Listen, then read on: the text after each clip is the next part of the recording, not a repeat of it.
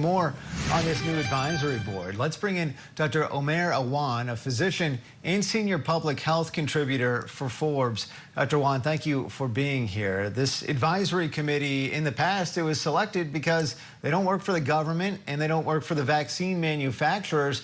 Does this new group, from what you know, fit that same mold? I don't believe it does, Andrew, and I think there are definite conflicts of interest here.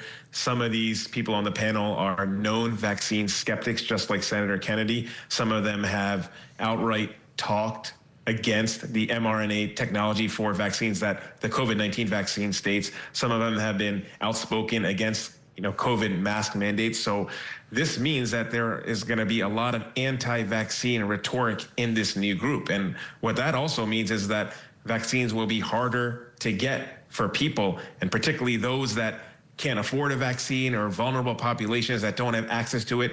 It will be very hard for them to actually get a life-saving vaccine. And when that happens, that translates to more people having illnesses, more outbreaks, more ER visits, strained hospital systems, and overall more preventable deaths, as we've already seen in certain outbreaks like the measles outbreak in Texas.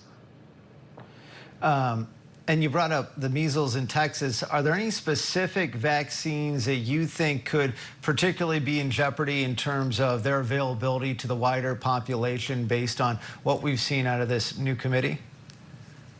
Well, I think all vaccines could be in jeopardy. Certainly the COVID vaccine will be in jeopardy because of what some of the new restrictions are, particularly for pregnant females, but also childhood vaccines, right? So the ACIP sets the schedule for childhood vaccinations, and that includes everything from, diphtheria, pertussis, measles, as we were just stating. So it's unclear whether they're going to approve these vaccines, if they're going to change it, if they change the doses, the timing. All of these things could be changed. And quite frankly, it's uncertain what the future of these vaccination schedules are going to look like. And if that's the case, and if they do change these vaccines, then I'm afraid that we're going to continue to have much more vaccine hesitancy and much more childhood diseases that are entirely preventable. And that's the important thing to understand.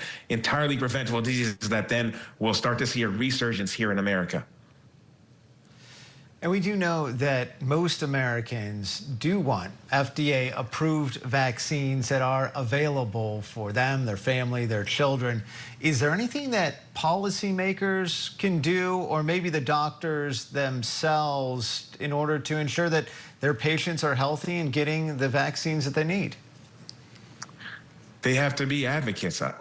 Physicians have to be advocates for their patients and let them know that vaccines, for the most part, are safe and effective. They're life-saving. I mean, we're talking about the COVID vaccine also has saved millions of lives. I mean, research has shown that it saved more than 14 million lives during the pandemic, and that's likely a modest number.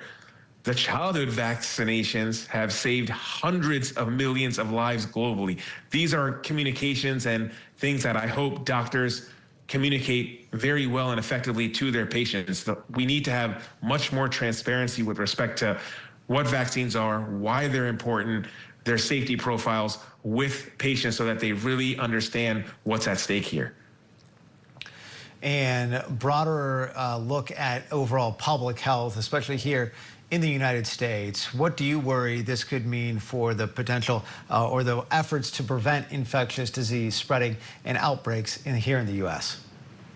Well, I fear that they're going to start to soar again. I mean, if you take a look, whooping cough is already on the rise, and that's entirely preventable with vaccines. Measles is already on the rise. We have well over 1,000 cases of measles already in America, and this is largely a preventable disease. I mean, if, getting 2 shots of the measles vaccine is 97% effective at getting the infection. So when people aren't getting vaccinated, when vaccines are harder to get, we're going to start to see a resurgence of many of these diseases that we really shouldn't see. We should not be seeing a rise in whooping cough. We should not be seeing a rise in measles if people adhered to the vaccination schedule. So I'm very fearful that we're going to start to see many more outbreaks and many more infectious diseases that are really preventable.